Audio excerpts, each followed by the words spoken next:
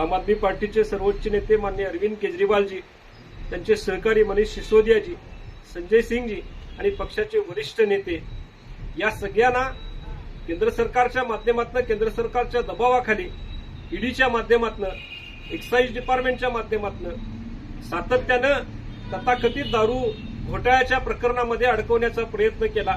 त्यांना प्रसंगी जेलमध्ये टाकलं आणि या सगळ्यांना माननीय न्यायालयानं उत्तर दिलेलं आहे, एक चपराक दिलेली आहे. आज या सगळ्यांची, अरविंद केजरीवाल आणि त्यांचे सर्वच सहकारी यांची निर्दोष मुक्तता माननीय न्यायालयानं केलेली आहे.